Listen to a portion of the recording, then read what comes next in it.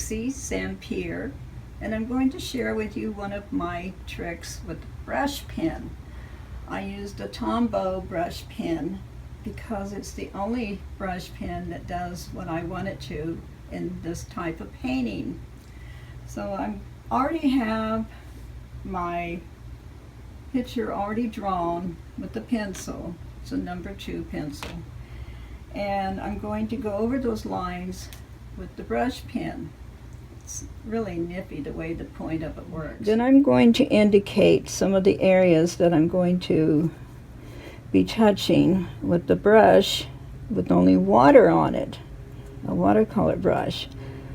I use Arches 100% acid-free paper, the 140-pound paper.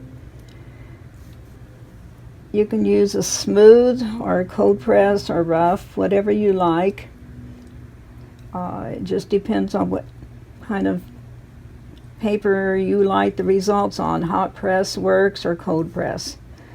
Anyway, I'm just lightly indicating where some of these lines need to be.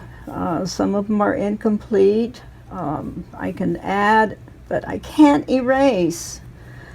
The one reason why I have a razor blade is because when the painting's dry, I can scratch out a little line or two if I need to.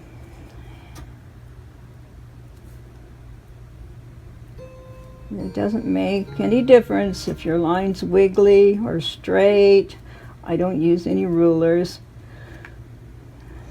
So the better it is loose, the better it looks painterly. Okay. Once I get going, it's like my hand just doesn't want to quit.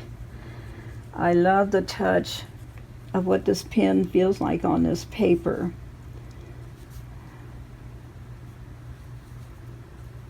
And I put the ink where I'm needing some color of dark and light as I paint. So you can always add more, but you can't take away. And we need to get this horizon back here very lightly.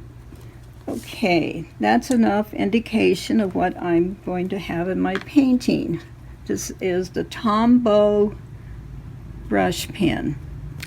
You can see the point is just dandy. All right, I'm now going to use some water, and I also need some ink on my little plate here to touch into with my water brush.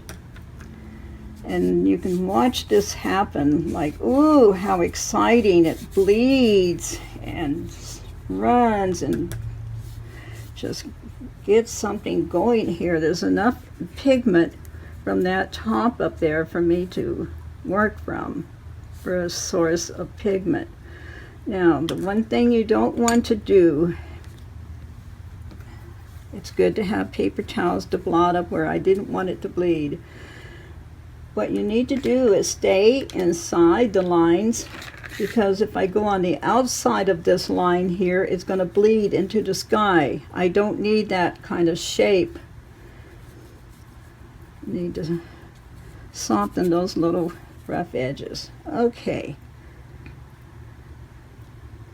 I haven't decided where my light source is, whether it's coming from the left or the right of the painting. So we'll work at that as we go along. I suppose the light will be coming from that side, so this side of the lighthouse needs to be darkened. A little more water.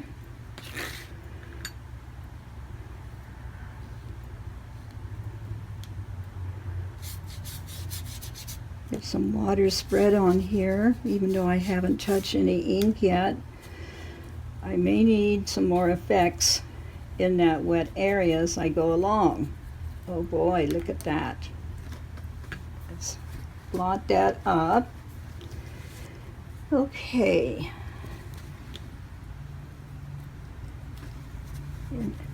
this is exciting because you get all these happy accidents and unexpectancies that it's like, oh, I didn't know it was going to do that. So I love doing lighthouses and dragging things down a hill.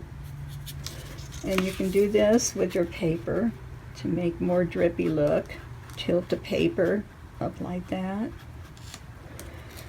What you never ever want to do is take your brush pen and touch something wet.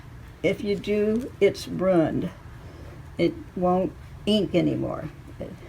So you have to think ahead and realize what you're doing. Okay, now we're working towards some water. That line is too severe to be in the distance, so I blot that up. I'm going to get some ink on my brush instead of just water.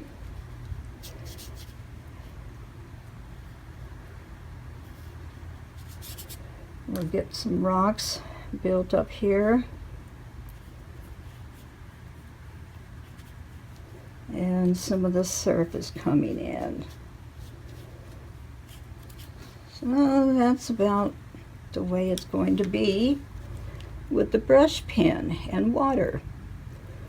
Sometimes the ink looks pink when it dries, sometimes it has a greenish tone to it.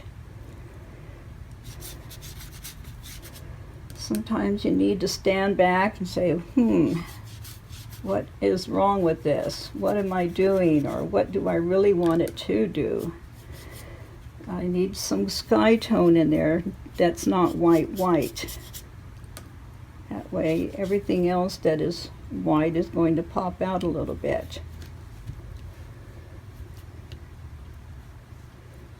Okay, that's how fast and quick it is to paint this way. It doesn't really take long at all.